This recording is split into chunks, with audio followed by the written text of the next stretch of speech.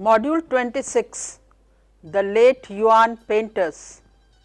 I, Dr. Rita Pratap, former head of the Department, Drawing and Painting, University of Rajasthan, Jaipur.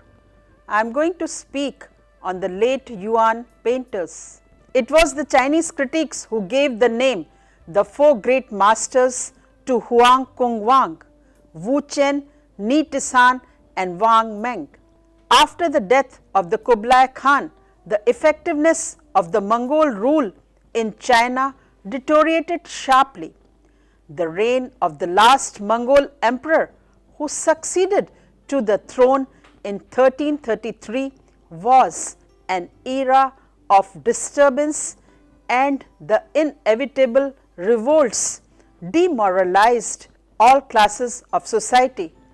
More than ever, educated men withdrew from official service and the public remained insecure, awaiting the re-establishment of peaceful conditions. The four masters too chose seclusion in the south, where they kept the lamp of the Confucian ethics and scholarship burning, setting an example in both their work and their private lives that later became the ideal of the secular painters of the Ming and Qing dynasties. In painting, they, all the four, with the partial exception of Wang Meng, took as their models Tung Yuan, Chu Jian rather than Li Cheng and Ku Hisi. They cultivated a deliberate plainness or blandness of brushwork, avoiding the technical refinements, the appeal of color and the spectacular in contrast indulged in by their contemporaries in the capital. The four great masters of the Yuan dynasty. It was the Chinese critique who gave the name the four great masters to Huang Gongwang, Wu Chen, Ni Tisan and Wang Meng. After the death of Kublai Khan, the effectiveness of the Mongol rule in China deteriorated sharply. The reign of the last Mongol emperor who succeeded to the throne in 1333 was an era of disturbance, and the inevitable revolts demoralized all classes of society. More than ever, educated men withdrew themselves from official service and the public remained insecure, awaiting the re-establishment of peaceful conditions. The four masters too chose seclusion in the south, where they kept the lamp of the Confucian ethics and scholarship burning, setting an example in both their work and their private lives, then later became the ideal of secular painters of the Ming and Qing dynasties. In painting, they all the four, with partial exception of Wang Meng, took as their models Tung Yuan and Chu Jian rather than Li Cheng and Ku Hisi. They cultivated a deliberate plainness or baldness of brushwork, avoiding technical refinements, the appeal of color and the spectacular in contrast indulged in by their contemporaries in the capital. They no longer troubled to make their forms outwardly true to nature, as had Fan Quan and Ku Hisi, or to evoke a poetic or nostalgic mood, as had Ma Yuan and Hissa Kui. They preferred to paint on paper, no longer on silk.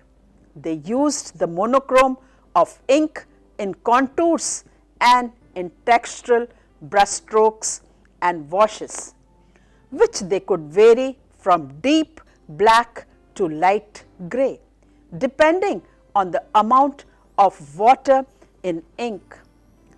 Once more, their compositions were symmetrical or centrally placed. They had rejected the one corner style of the southern Shung period.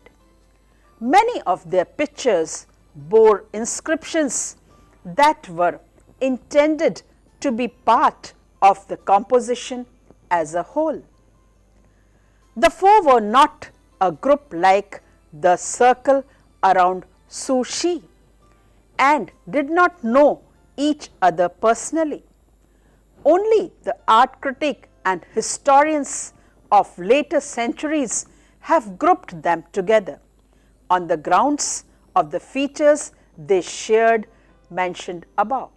Despite all attempts to see them as a school, they emerge as extremely individual artists. Huang Gongwang, he was active from 1269 to 1354. Oldest of all the four great masters, was a native of Zhejiang, and like most men of his class, he was trained in government service. But he soon quitted his job to spend the rest of his long peaceful life as a yin shi, a retired scholar, in the Wu district of Zhejiang, talking, drinking, writing and painting in the company with Taoists, Buddhists and other so-called recluses like himself. As said by his contemporaries, Huang Gongwang's heart was warm and generous, his understanding of history and philosophy profound. It is fortunate that his masterpiece, which had a greater influence and was more often copied than any other painting in the literary tradition, has survived in the Palace Museum collection Taichung.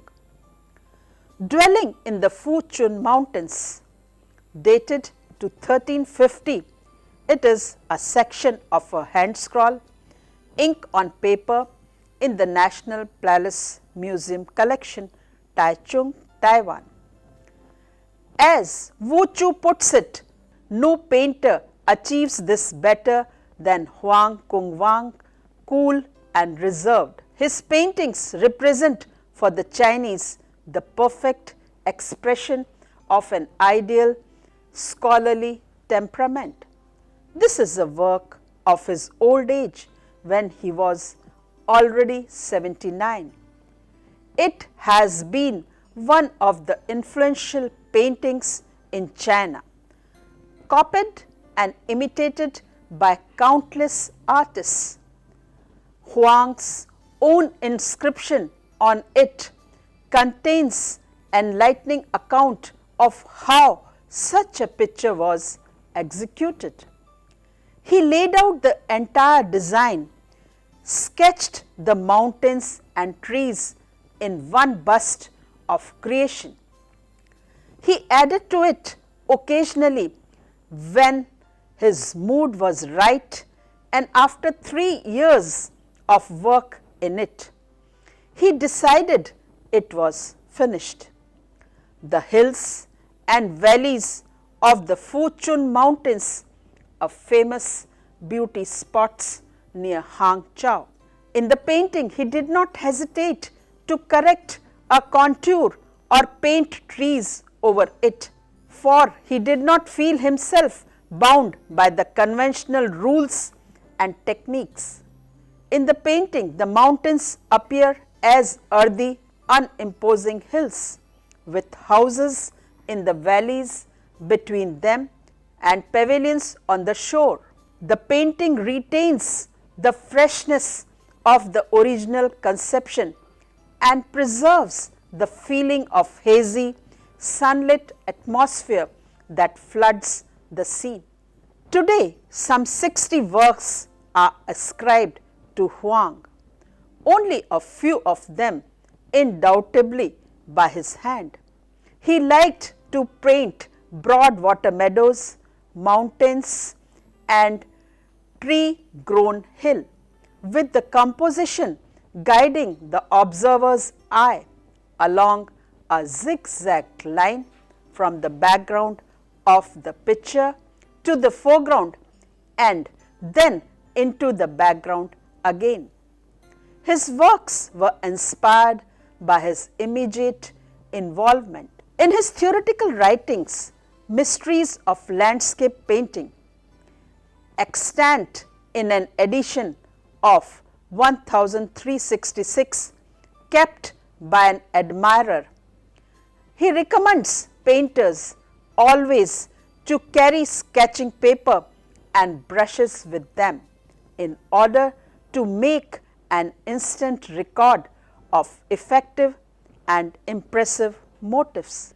It is said that he never went out without a sketching scrawl himself. When he included an occasional human figure or a building in his mountain landscape executed in textural brushstrokes standing out against a wash, he portrayed them with naive and much simplified strokes. The emphasis is clearly on nature and not the work of human hands.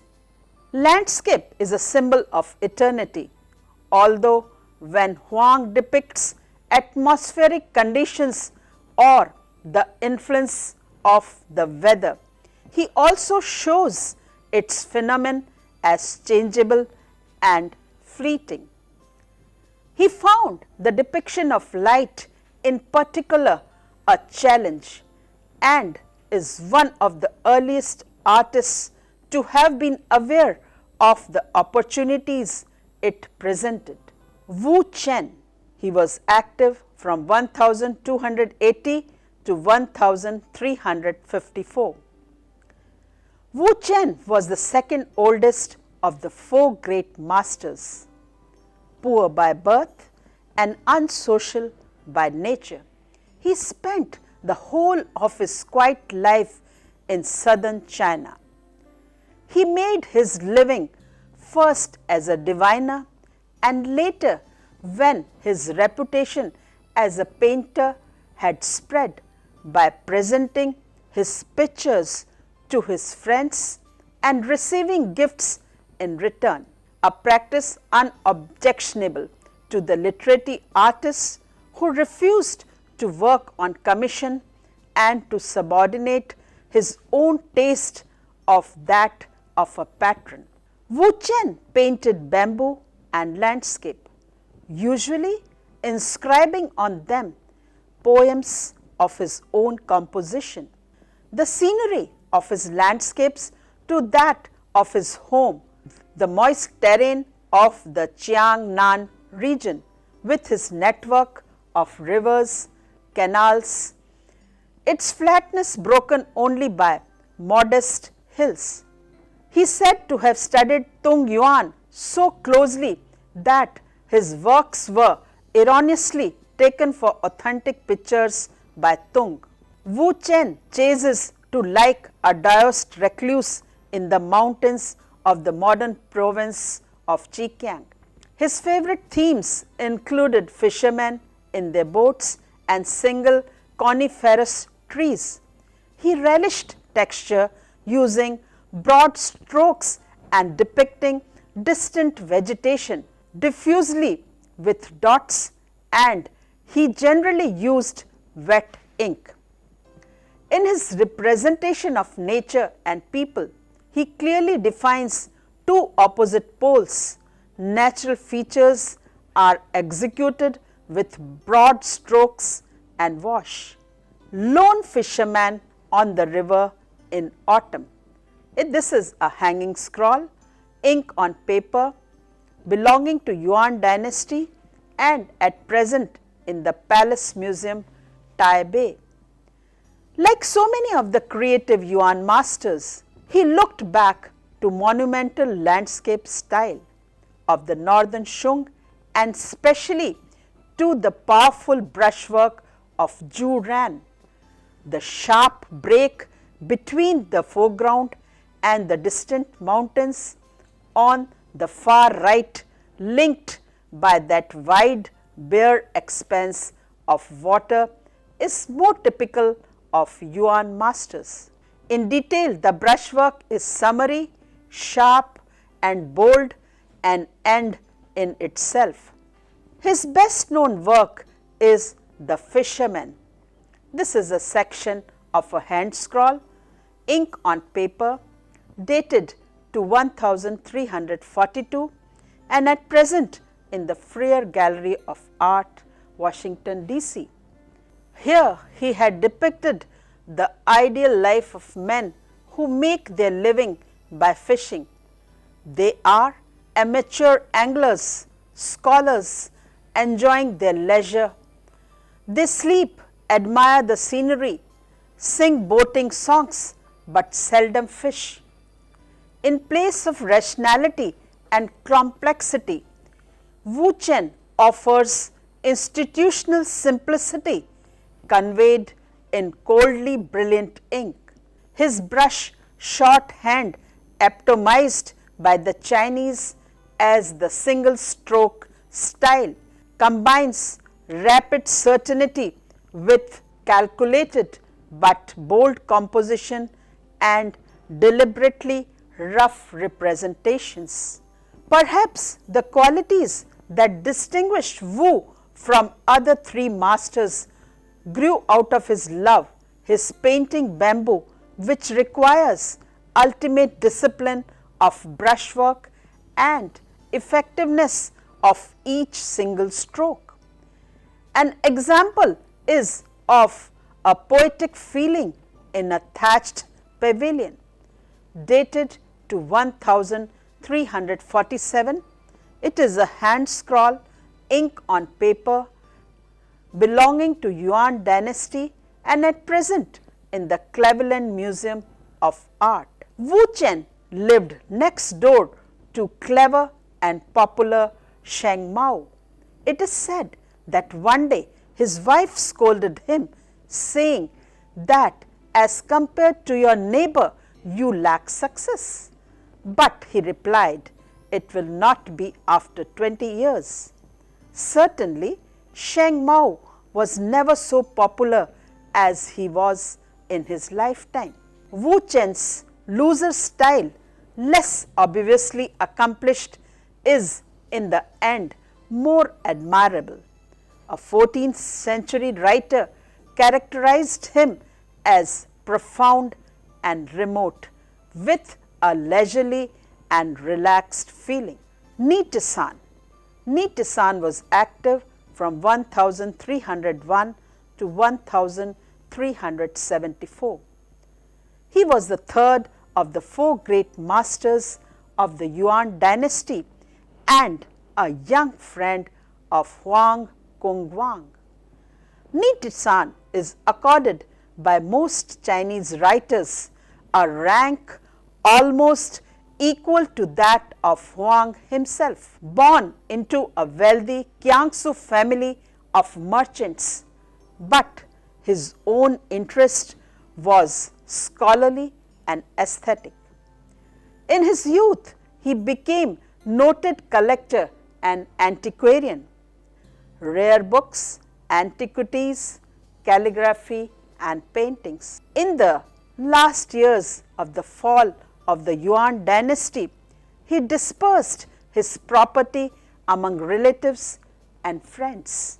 He left his home to spend the rest of his life as a wanderer. He painted only when he felt inclined.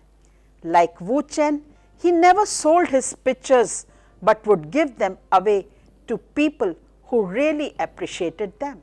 In contrast with Wu Chen and Huang Gongwang, Nitisan forte is neither strength of brushwork nor intellectual consistency.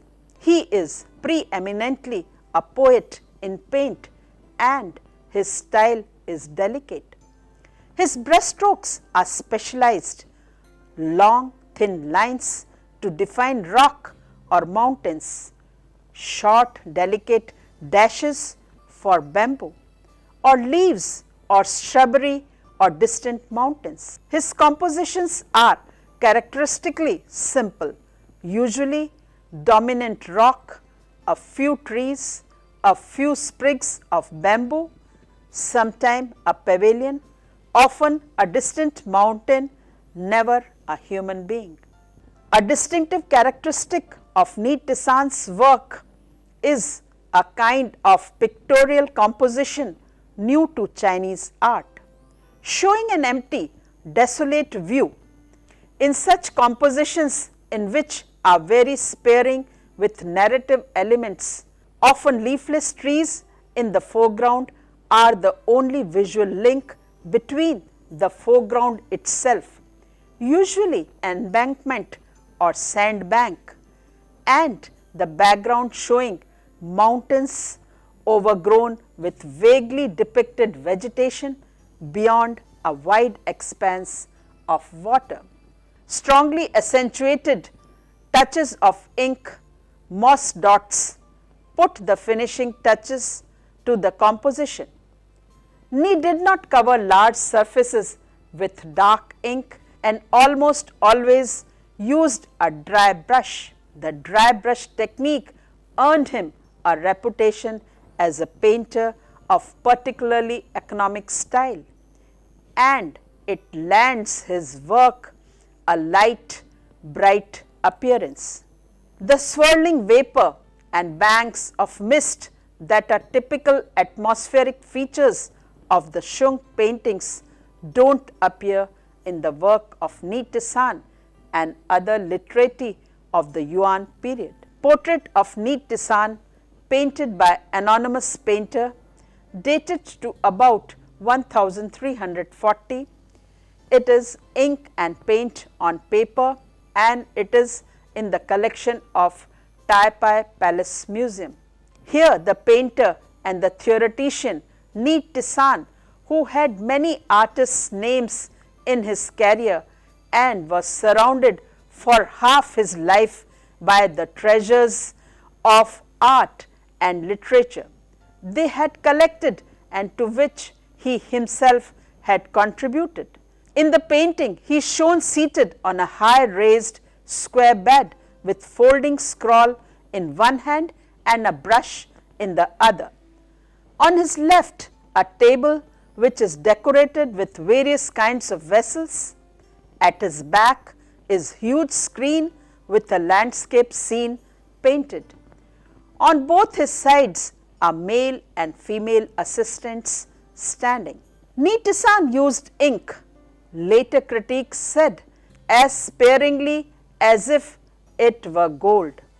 Some of his hanging scrolls worth mentioning are trees in a river valley at Yushan, dated to 1371. It is ink on paper and at present in the C.C. Wang collection, New York.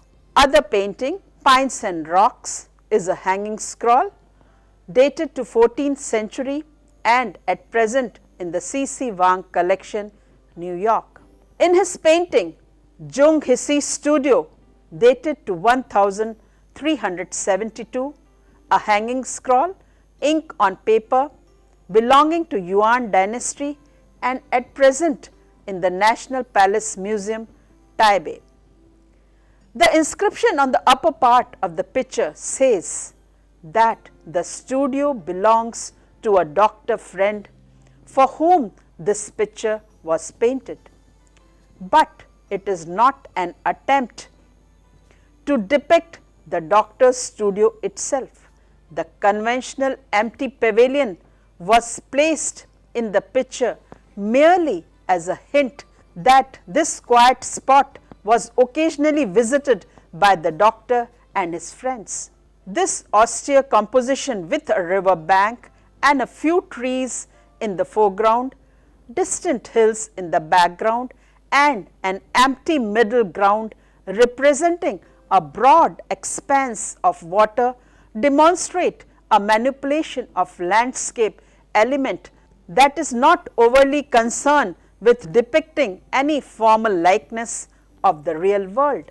Later scholar painter admired Nitisan's style to imitate his compositions and technique. Wang Meng, he was active from 1309 to 1385. The fourth and youngest of great Yuan master was Wang Meng and nephew of Chao Mengfu. Meng was passionate and single-minded painter whose integrity in the pursuit of his aims inspired Nitisan to say, "There has been no one equal to him for 100 years." His most original contribution to pictorial composition is the ranging of many layers of landscape behind each other in the background, conveying an impression of unusual spatial depth. He also painted elements such as rocks and even the trees of the foreground in a very precisely structured detail. In many of his mountain compositions, scarcely a scrap of paper is left vacant, although in scenes including sketches of water, a free area was imperative to depict the surface of water. The characteristic of his style are his many tones of ink, muted shades of water, and extremely inventive and varied brush strokes, curving, straight, shortly horizontal and vertical.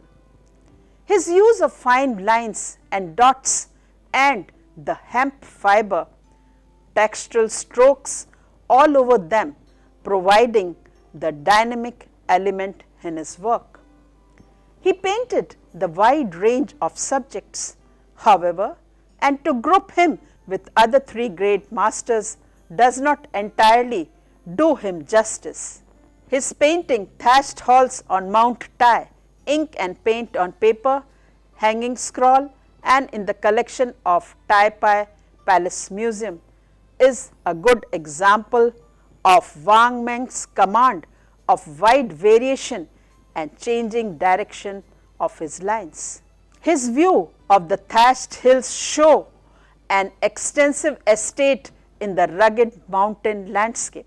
From the Tang period at least, the thatched hut, cow tongue, was a poetic symbol of life in seclusion, but with positive and life affirming rather than negative connotations. Particularly interesting is Wang Meng's interpretation of the contrast between mountain and valley, wild and domesticated nature, a reinforced bank, huts and fences, and the group of pines in the middle of the foreground emphasizes the division between them. The buildings are rather sketch-like and are not depicted in detail. The pavilion with its view of the waterfall on the lower left edge of the picture is a favorite pictorial element defining a landscape as an extensive piece of landscape gardening in the widest sense. Pavilions prominently placed to attract the eye or give view are typical of the buildings to be found in a natural setting redesigned by man. Thus, the four masters and the four different concepts of landscape painting show us how they experienced landscape. It is still true to say, as Siren cogently wrote, that while they all were romantics from the aesthetic point of view and expressionists or idea writers, from the technical viewpoint, they were all individualists in their use of brushes and ink. The eternal search for the soul of nature reflecting the temperament of the artist. All of them eccentric in their views of life became the subject of their painting. The life of each was reflected in his art. They walked in the mountains, traveled along the rivers, observed the clouds, the changes in the atmosphere, listened to the wind and water, and recorded them as pictorial symbols of nature poetry. The economical pictures of the first three show that the general tendency was towards simplification. Wang Meng, with his dislike of emptiness, was exception. However, Wang stood on the threshold of the next dynasty in loose connection with a group of painters who composed mighty dynamic mountain views deriving from originals of the 10th and 11th centuries. As an exponent of this style, Wang was copied until well into the Qing dynasty.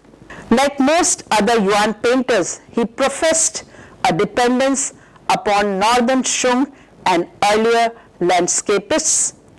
Chinese critics, in analyzing his style, find affinities with Tung Yuan in the fiery texture of his surfaces, or with Ku Hisi in the ribbing rocks and cliffs of some of his crowded compositions. Towards the end of his life, he was innocent victim of a political intrigue, and he died of cold and hunger in the prison. Forest dwellings at Chuchu.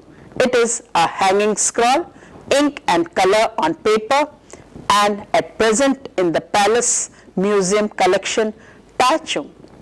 It is a remarkable picture and the work most complex and congested. Textual analysis and variations are the staples of his style, which was somewhat tidied up in the numerous works after Wang Meng by later Wen-Ren painters.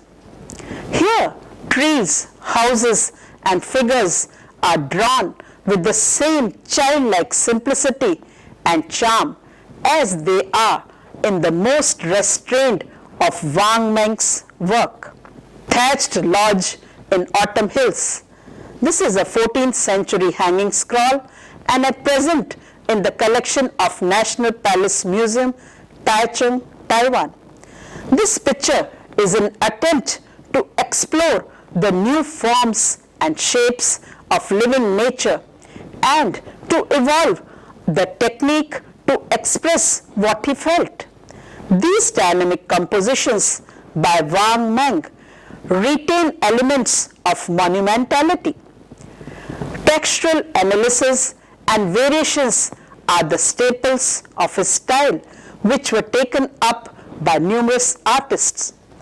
Nevertheless, his style greatly influences later Chinese paintings, and in some ways he stands the most original and creative artist of the four.